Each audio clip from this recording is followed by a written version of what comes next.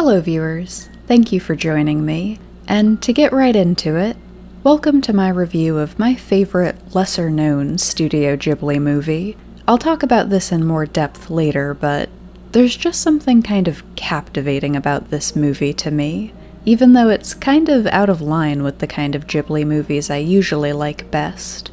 If I have a comfort movie, something I'll put on just to wind down even though I've seen it a million times, this would be it. So, without further ado, From Up on Poppy Hill introduces us to Umi, whose family runs a boarding house overlooking the town of Yokohama. Along with all her usual chores, every morning Umi raises a set of signal flags that can be seen all the way down by the harbor. The whole movie has a theme of honoring the past as you move forward into the future, and this is just one piece of it. Umi's father was the captain of a ship that sank during the Korean War. He used to tell her those flags would help him find his way home one day. It's a habit she's never been able to break, even all these years after his death. But on a more light-hearted note, one day her friends spot a poem referencing her flags in the school newspaper. Though it's a little vague, her friends are certain this means she's got a secret admirer. There's not a lot of time to focus on this, though. Umi had mentioned that the whole town had been seeing more activity lately as the country prepares for the 1964 Summer Olympics being held in Tokyo. But the 60s were a period generally known for a spirit of activism, and Umi soon swept up into something much closer to home. The school board is preparing to demolish the old clubhouse, and the members of the clubs it houses are stepping up their protests. Umi soon finds herself drawn to a boy in the newspaper club named Shun, who's become the public face of this fight to save the clubhouse, and who she suspects may be the face behind the poem as well. But before we get into that, we have to talk about this clubhouse a bit. It's definitely the star of this movie in a lot of ways. The atmosphere is just so good. I think it will definitely appeal to anyone who considers themselves a creative type.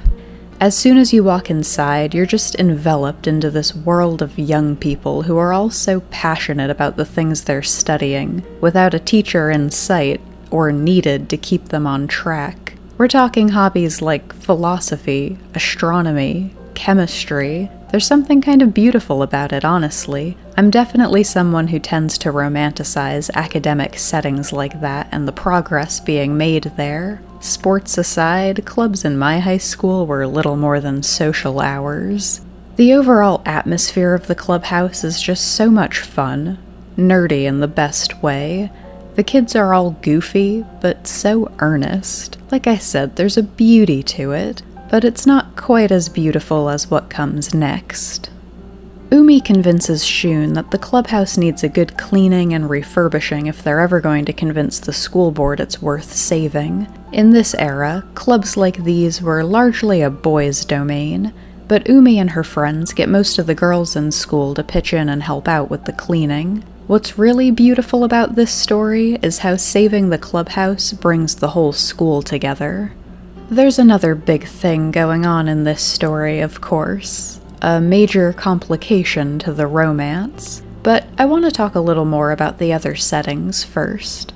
I mentioned at the beginning that this isn't usually the kind of tale that would really draw me in. I tend to prefer stories with higher stakes, a little more magic. I know I've talked about Spirited Away being a big cornerstone of my childhood and love for fictional worlds. But if there's one thing I've always appreciated about Studio Ghibli, it's their ability to make even ordinary places and situations feel a little magical. Today, Yokohama's the second largest city in Japan, but it didn't feel quite like a city yet in the 1960s version this movie portrays. It was made out to be a really beautiful place, though. I loved the segments taking you from the small town feel of Poppy Hill down to the bustling downtown by the harbor. And the Matsuzaki family boarding house was full of life, too. The boarders weren't exactly major characters, but there was something very real about them and the everyday runnings of the house. Sachiko, the socially awkward, scatterbrained artist, was definitely a favorite. The budding romance between Shun and Umi kind of comes to a head during the going-away party for one of the other boarders. Umi shows him around the house, tells him a little about her family, and then pulls out a photo of her father, and is very confused over the next few days when Shun suddenly seems to want nothing to do with her.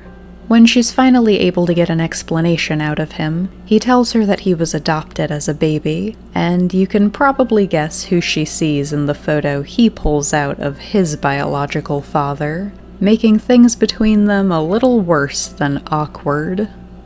From Up on Poppy Hill came out in 2011. I saw it for the first time probably around 2018. I've considered making this video a few times over the years. What finally prompted me to was the series I reviewed at the start of this month, because Summertime Rendering also has what I described as an incest bait storyline, where the main character was in love with his best friend, except he'd been raised by her family after being orphaned as a young boy. I don't mean to scare anyone away from either story. In both tales, the complications are swept away very neatly, but whereas in Summertime Rendering, where I complained about it existing at all because the ending made that drama totally pointless, I'm actually really glad it exists in From Up on Poppy Hill. If you're at all familiar with anime, I probably don't have to tell you that incest or incest bait plotlines are actually pretty common, and believe me, they're not generally my cup of tea. If you're lucky, it's treated as a purely comedic misunderstanding type of thing. At its worst, it can be a completely fetishized, forbidden love sort of tale. But I'm not sure I've ever seen any other movie or series treat a storyline like this the way Poppy Hill does. That is to say, completely respectfully. There is a noticeable lack of melodrama that I am very here for, while acknowledging, of course, that it's a serious issue, for more than one reason. There's the quiet heartbreak, of course, the acknowledgement that they'll try to stay friends, but obviously can't be together. But Umi also has to come to terms with the idea that the father she always idolized, who her mother gave up everything for and still loves, may not have been the man they thought he was.